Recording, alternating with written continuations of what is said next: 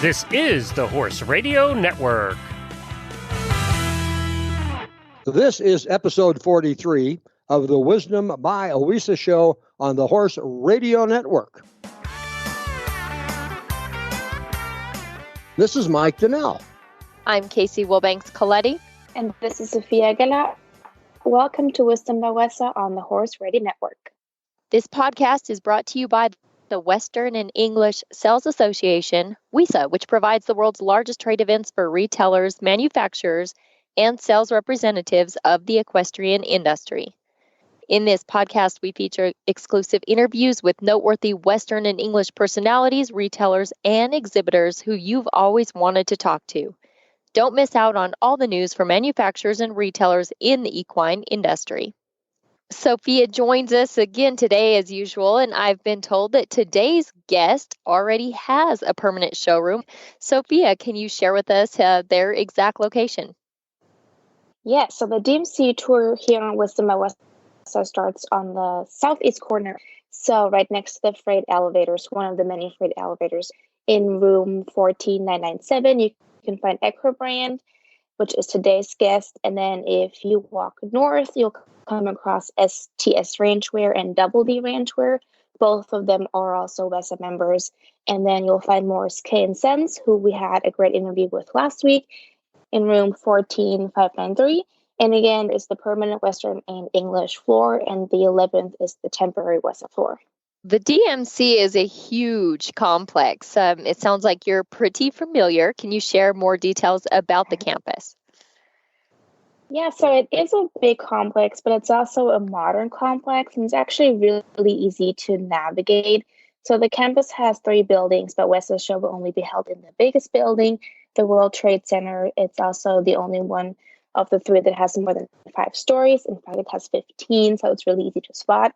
And during our show, there will be several elevators for buyers that will only stop on WESA's floors, and they can easily just get up and down very quickly. And we do offer limited valet parking as well. And then the general WESA parking map can be found on WESATradeshow.com. I have a quick question, Sophia. Where is the WESA office going to be? We do have a WESA office. We will actually not be there during the WESA trade show. We will just be in there before and after and sort of get everything ready.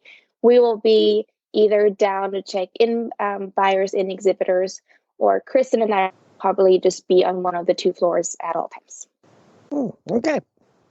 Well, it got its start 4 decades ago as the first company to use machines to produce team roping ropes. The company has grown into a multi-brand company, marketing ropes, saddles, pads, protective boots, cinches, bits, spurs, winter blankets, and sheets. Under its corporate identity of Equibrand, the company's flagship brands include Cashel, Classic and Rattler Ropes, Classic Equine, and Martin Salary.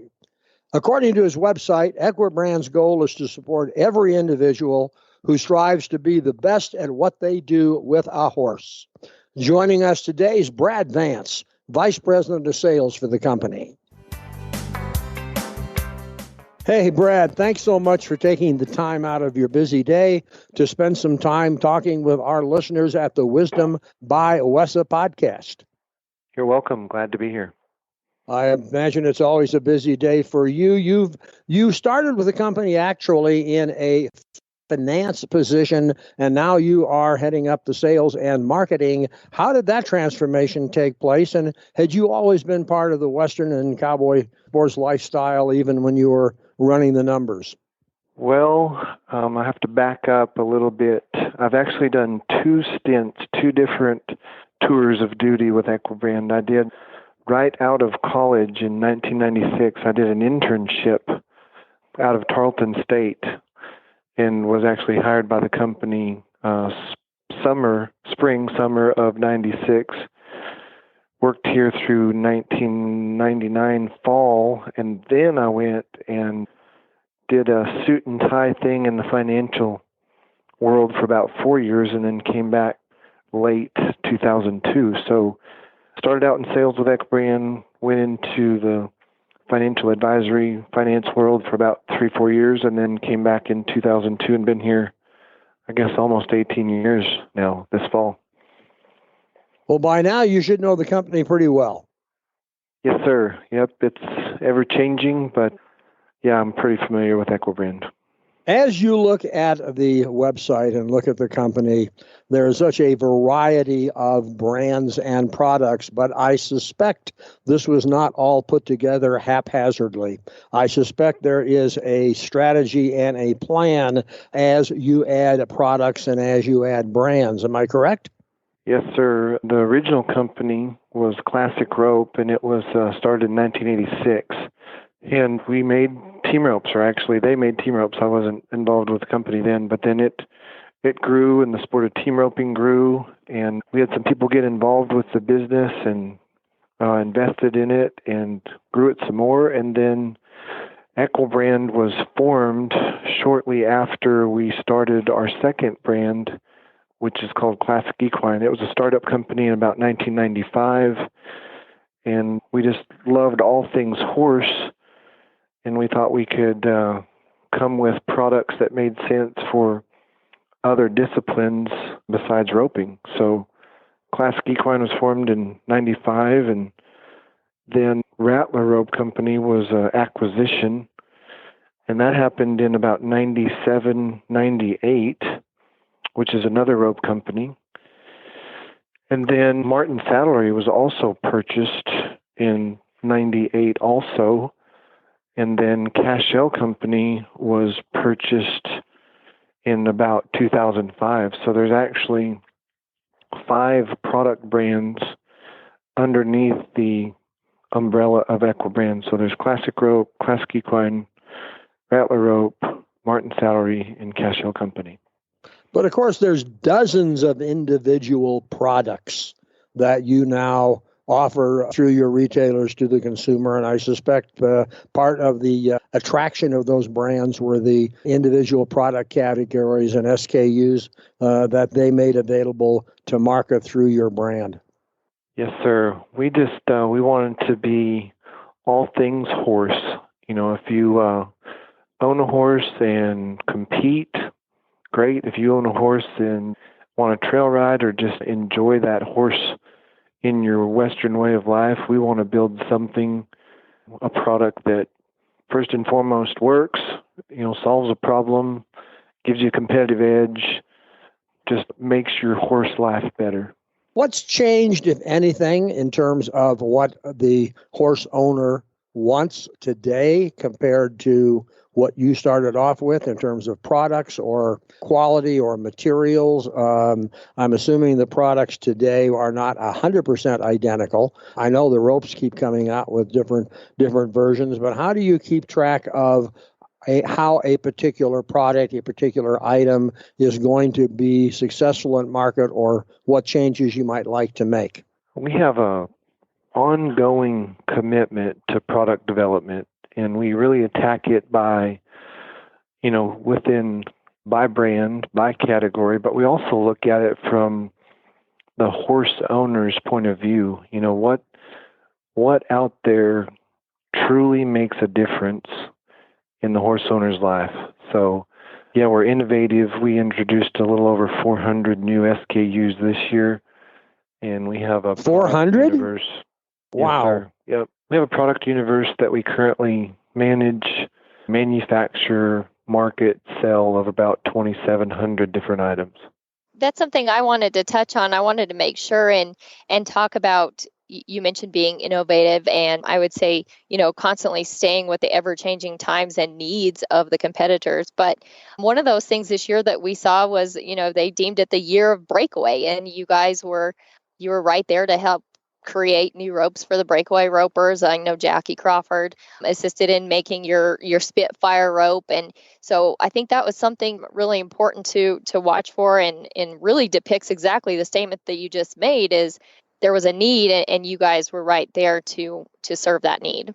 Yeah, we're really, really lucky, really blessed, and work hard to be part of all of the different disciplines and competitive platforms. And Breakaway has really, really evolved over the last 18 to 24 months. And through different, influenceable person endorsers, ambassadors, if you will, our rope development team just spends time with those people and said, what do you want? What do you need? And through trial and error and prototypes and spending time in the arena, and we developed the Spitfire rope, which has been very, very successful. And it's really cool to see the sport of breakaway get to be in front of a much bigger audience through, the American Rodeo or through the different breakaway associations that are out throughout the United States. But it's cool for those ladies to have a chance to compete, and we want to build product that serves their need. Sure. And something really unique before we recorded this interview, of course, this is a pre-recorded interview. And as just before we recorded today, I was watching a match roping on Facebook, and Jackie Crawford was one of those gals roping. And of course, your guys' name was right in there supporting that match roping that they put on today for, all of us at home sitting and dealing with the COVID-19 and the social distancing. And so very cool to see your guys' name on that when I watched that. And I just thought that was a fun fact for today. But Mike also mentioned the multitude of products that you have under the 5 brands. And I'd love to hear your insight about the best way that you have found to manage and market so many different brands, but yet under one umbrella. Well, we're blessed with great people. I think that's and great consumers and great endorsers. So really, it's always going on.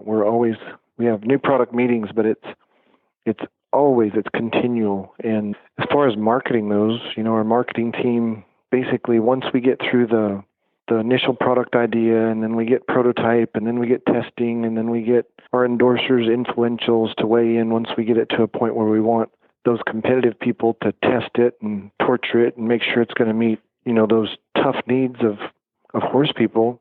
Once we feel like we have it right, then we work with marketing, and we want to, of course, brand it, and we want to, let the consumer know about it. We want the dealer and our salespeople to know about it. And usually, if we go through the process and we get it right, that product gains its own momentum after the consumer gets it in this world of social media and reviews, and the word spreads very fast. But sure, we want to do a good job with all of those parts and pieces to give that product its own identity and it have its own noise. Sure. And correct me if I'm wrong, but for years and long before social media or influencing that we talk about now, you guys have teamed up very frequently with professional athletes, which would be a big part of your marketing. As I mentioned to just today, Jackie Crawford and helping design that Spitfire rope and things of that nature. But what a big difference that must be. And you've been there with Equibrand for so many years. You have so much history. Just to see that evolve in the way that you've teamed up with the professional athletes kind of from way back long time ago up until now, and the new way of doing it through social media. Yeah. Great ideas come from within our own people here, because there's a lot of horse owners and a lot of competitors that walk in and out of this office and the different production facilities that we have. But we also are blessed and very appreciative of our endorsers and our influentials. And when we do have a product and you want to get, say a 3-month test on something that would normally be compared to maybe a year in a normal horse owner's life, we get some great feedback, because that's what those people do. They may put a product on and off 8 to 10 horses a day, 6 days a week, where a normal horse owner may ride 1 to 2 horses a day, 4 days a week for 50 weeks.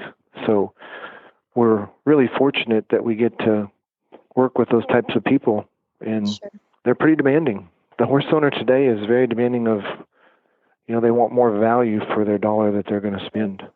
Sure. And at the end of the day, I think we all have one common feeling, and that is the love of the animal, the horse. Anybody that, whether you're in rodeo or any type of Western or equestrian event. It's all about the love of the horse and really taking pride in their care and using products that you can depend on and are durable. And I'll never forget my first classic pad was I think I received it in 1999, and I can't tell you how many years I used it and what great quality and durability it had. And I will never forget it. It was green. I still remember what it looked like, but very, very important. Mike, I know you don't use any of these products, but would you like to jump back in? Well, I don't, but you brought up an interesting point. How long on average, maybe ropes are, I'm sure, different than other things, but how long on average does it take to get a product to market once you've decided the market needs it?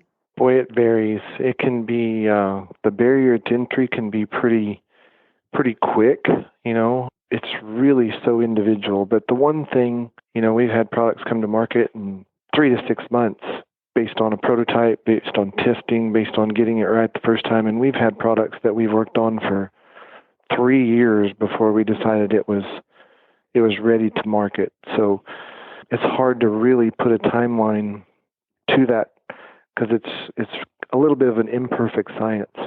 Understood. Also, let's talk a bit about your distribution channels now. I'm going to look in a minute here, but I'm presuming that there's a significant part of your distribution channel are dealers and retailers. Is there also an online sales capability in the company now? So way back from the infant stages of what was Classic Rope, and then once Equibrand was formed, we've always been about, we're a wholesale manufacturer. We build product to sell to a dealer, and a dealer is going to service that consumer in their market area. As we've grown and, business has changed, a few of our brands do have a direct-to-consumer channel, but we're still very, very dealer-centric. We have a full sales, marketing, product development, production team, and we take care of our dealers and we try to offer them great customer service. Well, you offer them great customer service and you offer them a pretty broad product line, which is a phenomenal combination. I might mention a bit while we're on there. This is, of course, the Wisdom by WESA podcast, and that's been your experience in working with WESA as you go to market. Yeah, WESA is, it's the Super Bowl market, the largest wholesale trade show that our Western industry gets to attend, and it's a place where the Western industry meets. It's been a fun, great experience for our brands and Equibrand to be part of it, and we're looking forward to many more years of supporting WESA because I think it's important for the manufacturers and the retailers to come together in a place where we can all do business and exchange trends and ideas and roll the ball forward.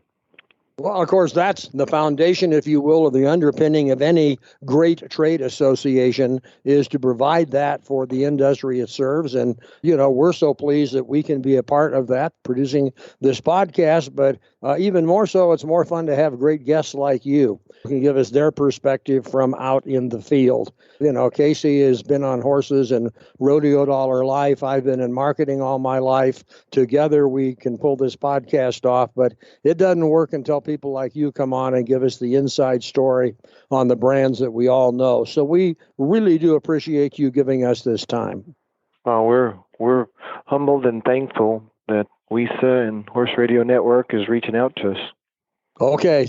Hey, thanks a lot. We appreciate it. Bye-bye. The show notes and links from today's show can be located at the website wisdombywesa.com. And of course, we'd love to hear your feedback.